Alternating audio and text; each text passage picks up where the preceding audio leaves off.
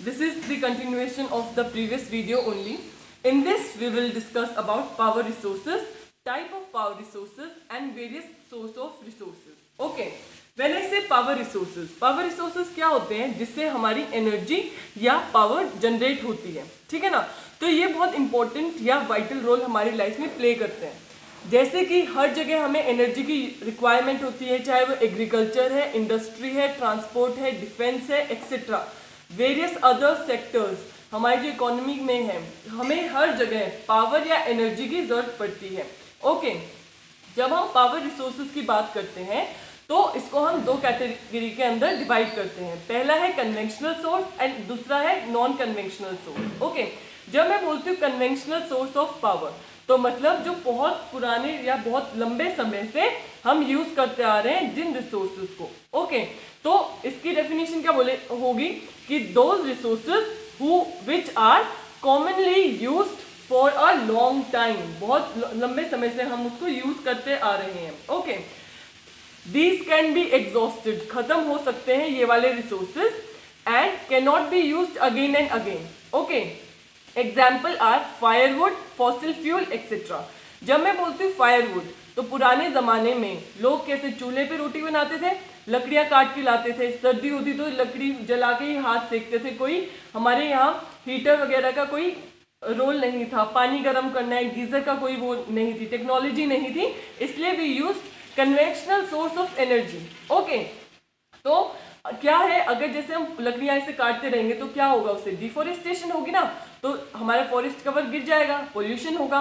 Therefore तभी मैंने बोला है कि जो कन्वेंशनल सोर्स ऑफ एनर्जी है वो एग्जॉस्ट हो सकती है, खत्म हो सकती है, and can not be used again and again. Okay, another example is fossil fuel. Fossil fuel मतलब जो हमारे प्लांट और एनिमल जो मरने के बाद अंडर द ग्राउंड जब बरी हो जाते हैं तो वो क्या बनाते हैं, हमारे फॉसिल फ्यूल। ओके, या एनिमल वेस्ट, जैसे हम गोबर से वी मेक उपले जो हम बनाते हैं जिसको हम यूज करते हैं for cooking and various other purposes. Okay, तो उस चीज को हम क्या बोलते हैं, फॉसिल फ्यूल के अंदर आएंगे, which are example of conventional source of energy. Okay, now discussing about non conventional source of energy, वो क्या होती है, जब हमारी एनर्जी को हम नेचुरल वे से या नेचुरल प्रोसेस से दोबारा रिन्यू कर सकते हैं, रिप्लेनिश कर सकते हैं। ओके, ये एग्जॉस्ट नहीं होते और इनको हम अगेन एंड अगेन यूज कर सकते हैं। For example solar energy, tidal मतलब जो हम वेव या टाइड से,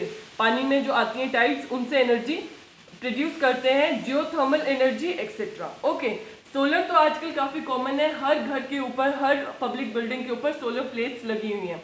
तो वो क्या करती है, हमारी सनलाइट को यूज करके एनर्जी प्रोड्यूस करती है, इलेक्ट्रिसिटी प्रोड्यूस करती है। ओके, तो this is the example of non conventional source of energy.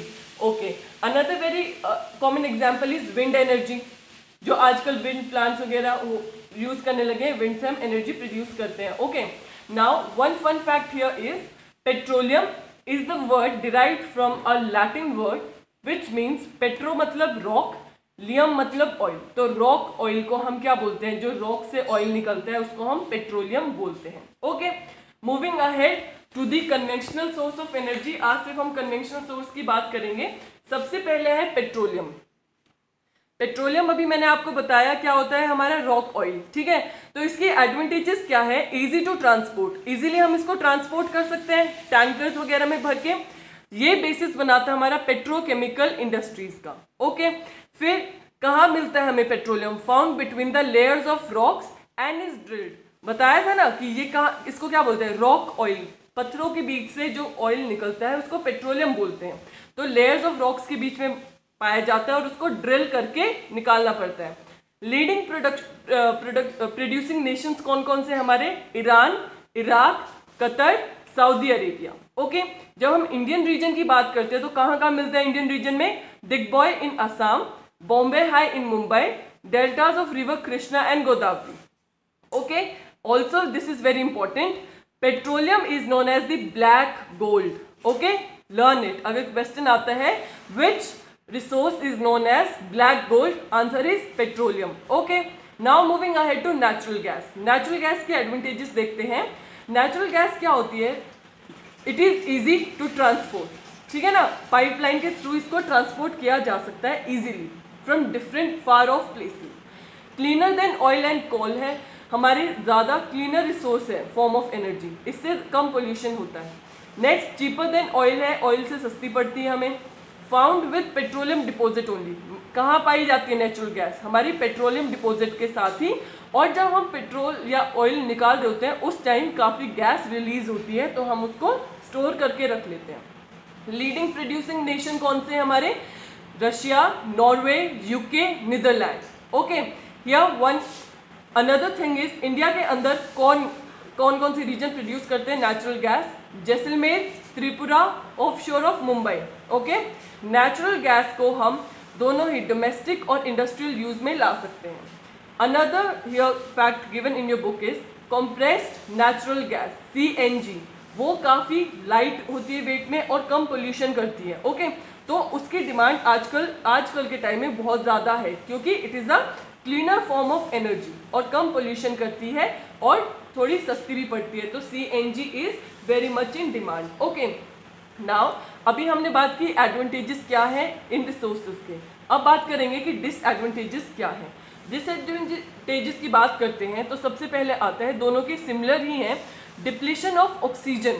ठीक है, ऑक्सीजन को कम करते हैं ड्यू टू, जब स्पिलेज होगा तो हम ऑयल की बात करेंगे और गैस लीकेज में तो हम नेचुरल गैस की बात करेंगे। ओके, तब हम बोलते हैं कि जब ये डिप्लीट करती है ऑक्सीजन को, अगर बहुत ज़्यादा जैसे ऑयल को हम ट्रांसपोर्ट कर रहे हैं, ओके, टैंकर्स में करेंगे बताया था, तब वो लीक हो जाते हैं, तो उसकी वजह से क्या होगा, सरफेस पे तब फैल जाते हैं, ओशन सरफेस पे तब फैल जाते हैं, ये शिप वगैरह में हम शिपिंग करते हैं, इनकी टैंकर्स बहुत बड़े बड़े होते हैं, तो उससे क्या होता है, हमारे लेवल ऑफ ऑक्सीजन गिर जाता है, मरीन लाइफ बहुत ज़्यादा हैम्पर होती है, उनको ऑक्सीजन नहीं मिलता है।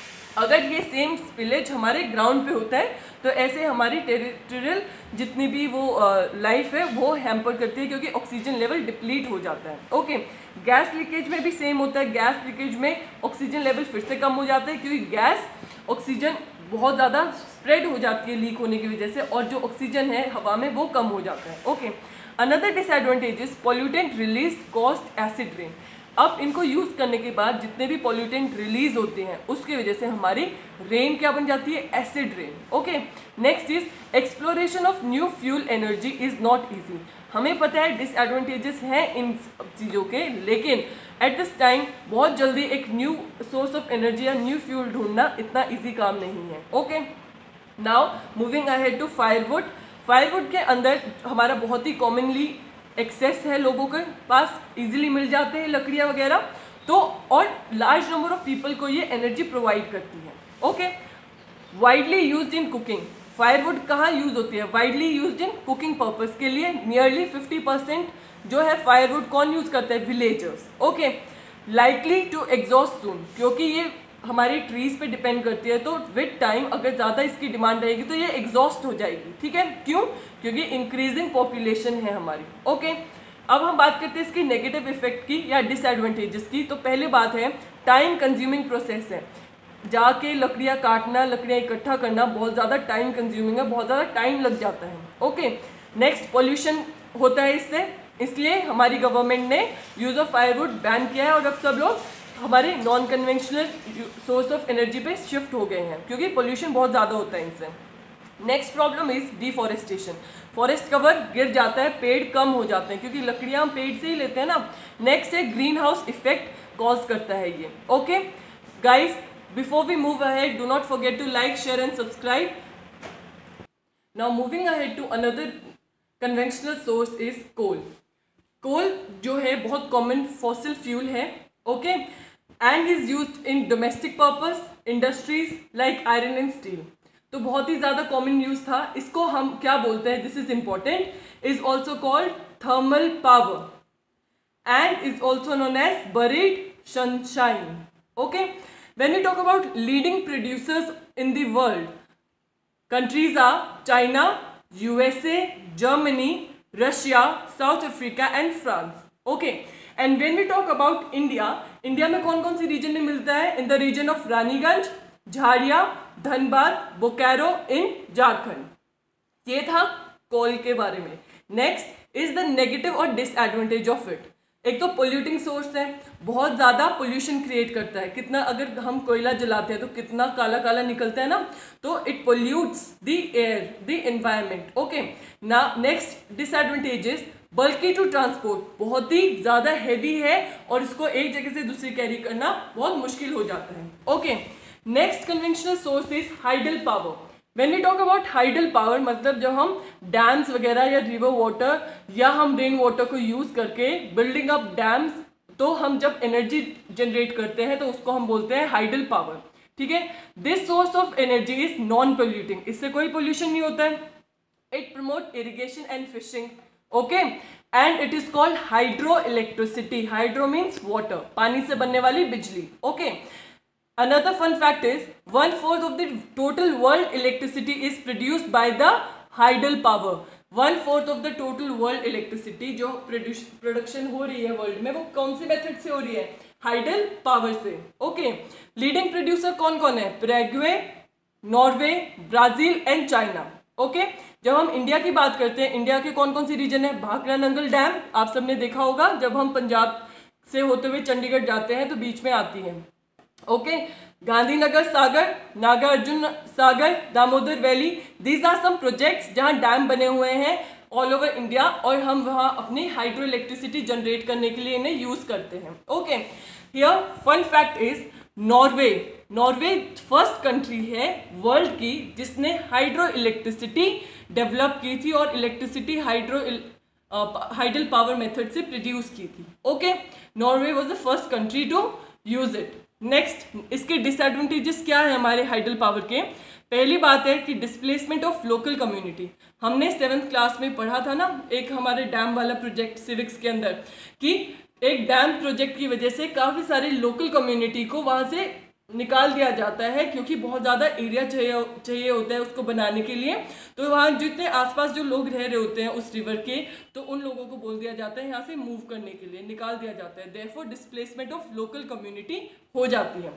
नेक्स्ट, थोड़ा एक्सपेंसिव सेटअप रहता है, दो it is a non polluting resource, लेकिन जब इसको डैम वगैरह बिल्ड करने पड़ता है तो बहुत ज़्यादा एक्सपेंसिव खर्चा लगता है। Okay, that's it for today. Tomorrow we'll cover the non-conventional source of energy. Before we end this video, here are your questions. Which resource is known as black gold? I repeat, which resource is known as black gold? Next question is, name the country which first used to develop hydroelectricity. Name the country which first used to develop hydroelectricity. Another question is, which source of energy is known as buried sunshine? Which source of energy is known as buried sunshine? That's it for today. Guys, do not forget to like, share and subscribe, and most importantly, comment down all the answers in the comment section. Thank you.